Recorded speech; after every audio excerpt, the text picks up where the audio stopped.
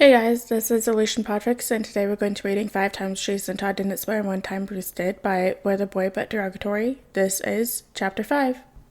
No matter what the others say, Alfred does not have a special spot for Master Jason in his heart. He'll insist that he doesn't. Really though, they all know he does. He always has.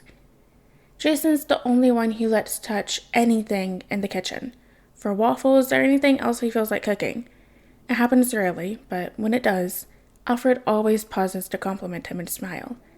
Alfred has always been astonished at the lack of cooking skills others possess. Jason's undeniably bring him joy. It doesn't stop there either. Watching as the young master came back to the house, slowly, trying to trust the others, and himself, again, arguing with Master Bruce, learning how to love. As much as the others like to tease Alfred for having a soft spot, they're blind when they claim they don't have one for Jason themselves. The whole manner argument that he hears plenty of times always sets Alfred on edge. His lips pursing and his eyes going cold as ice. Bruce pushes them, always has, but in this setting, it has never been something beneficial for anyone. Master Jason pushes back too, against his family, whether or not he wishes to. It's only been recently that he's been beginning to notice a change. Of what, Alfred can't quite say, but there's something. Perhaps it was always there, and just started to grow, but the first time he was surprised, so to say, was when he smelled waffles from the kitchen. It was around 2 months ago. To call it starting would be an understatement. Alfred was alarmed because nobody should be doing anything in the kitchen. Tim had broken the coffee maker just a few weeks earlier, and hadn't even noticed the smoke billowing from the machine as a problem. How was that possible? Of course, Damien would make the same mistake almost a month later with the toaster. He almost got away with it too, if it wasn't for those meddling bats. But when he got to the kitchen, there was a stack of waffles on a plate, eggs in a pan, without a fire.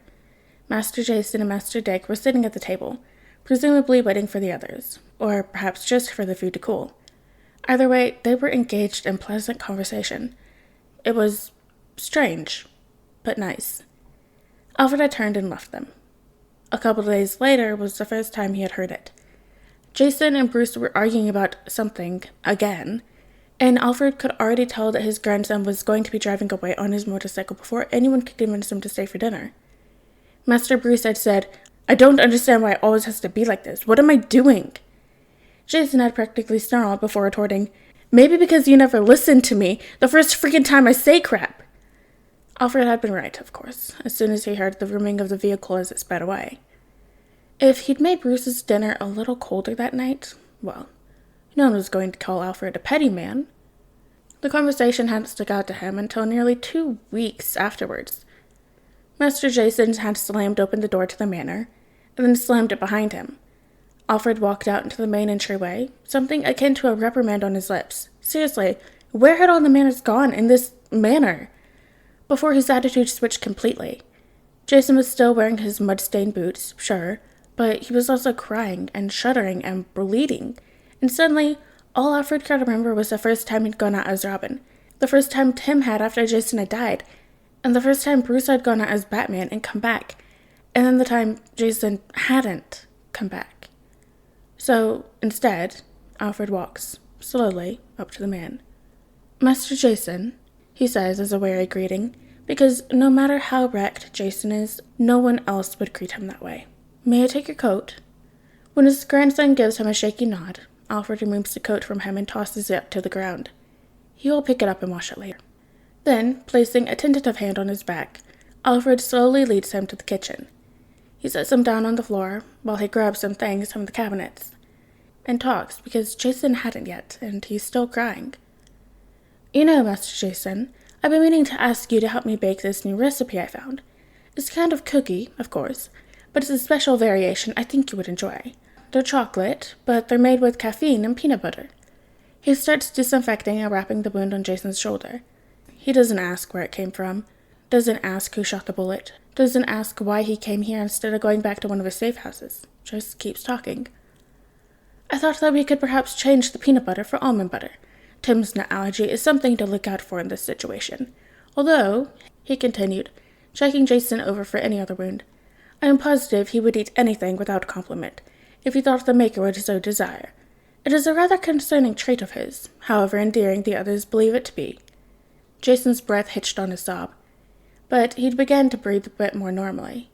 In, Master Jason, Alfred said a bit quieter. Instead of counting along, unsure of what had happened in the warehouse all those years ago and everything in between, Alfred began to take exaggerated breaths. Out. A moment of silence filled the kitchen, just the two of them, breathing. Then Jason's eyes came into focus, and he wiped his tears with the palm of his hand. Thanks, Alfred, he whispered, voice hoarse. Alfred smiles. Of course, Mr. Jason. May I hug you? When his grandson nods, Alfred hugs him. Later, Jason stands up and leaves. Alfred doesn't mention that he was there, despite the fact that anything could be seen on the cameras. Last week, Jason stumbled into the house bleeding again. It's worrying, of course, but Alfred is mostly just thankful for the fact that he's begun to seek, help from the rest of them. What he's not thankful for is that Damien had to witness it. Alfie, I trust you, Jason has said, and don't tell Dad. I don't need another lecture. It's never been his place to speculate on these kinds of things, but it doesn't mean that he hasn't. And maybe it's begun to be time that Alfred brings up that he's always thought of Jason like a grandson, because it's almost a given for the rest of the family. They know that they're considered brothers, sisters, sons, daughters, but Jason's always believed that because of his history, of his death and his violence, that he's a side, that whatever love they extend to him now, it's conditional. But it isn't, and it's never been. Certainly not from Alfred. It's not the time, though, and it definitely loses its place from the forefront of his mind after Master Jason leaves, because Master Damien starts not cussing. What a strange way to put it. He starts finding new ways to swear. Tim hands Damien a list at dinner one night, saying, Yeah, I've given Jason some ideas. Most of them he makes up on the fly, but he's been working to find ways to say a few as if it's researched. And Master Dick laughs before chiming in. He used frog pudding the other day on an assailant.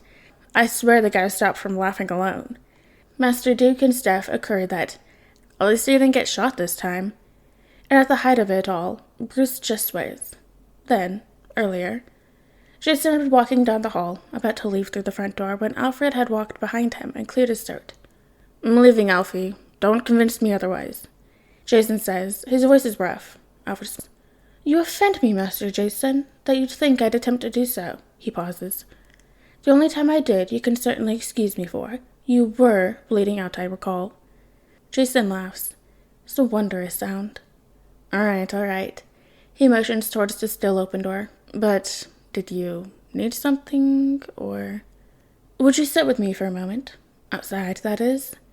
Alfred asks, and is delighted when Jason nods. They sit outside, just on the steps of the porch. Even though they're sitting in front of the mansion, for goodness sakes, and Alfred's wearing the suit of a butler, they both stretch their legs and lean back on their elbows. So, what's up?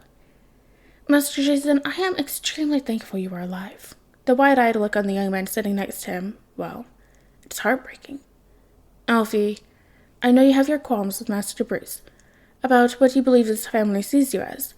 I'm well aware of Dick's insistence of your presence at the manor, and of the hesitation he had to be back in the life that you were torn from.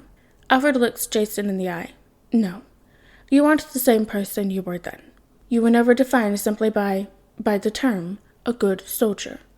You were a child, but you're a young man now, stronger than you were ever before, and I cannot make your decisions for you. Neither can anyone else. Jason looks away. I wanted to tell you, Master Jason, that no matter what violence that you believe yourself punishable for, no matter what your death or your life entails, no matter if you view Bruce as a father or Dick as a brother, I will always consider you my grandson, and love you as such, unconditionally. And now Jason is looking at him in the eye again. Well, poop on a stick, Alfred. You can't just... His voice wobbles, and his eyes shine with tears. You can't just say that. Can I hug you? Alfred smiles and nods, and the two of them hug. Jason buries his face into Alfred's shoulders, his body trembling as he cries. Alfred runs a hand through his hair and smiles still. Because Jason is his grandson, and he's learning to love and be happy again. And so naturally, whenever Alfred hears Bruce cuss, the great Batman is chastised for not following the example of his great children. And of course, people who cuss don't get wonderful chocolate cookies made by Alfred and his, no, not his favorite, grandson. Alright guys, now that's the end of chapter 5 of 5 Times Jason Todd Didn't Swear One Time Bruce Did by Boy the Boy But Derogatory. Hope you guys liked it, and I'll see you next chapter.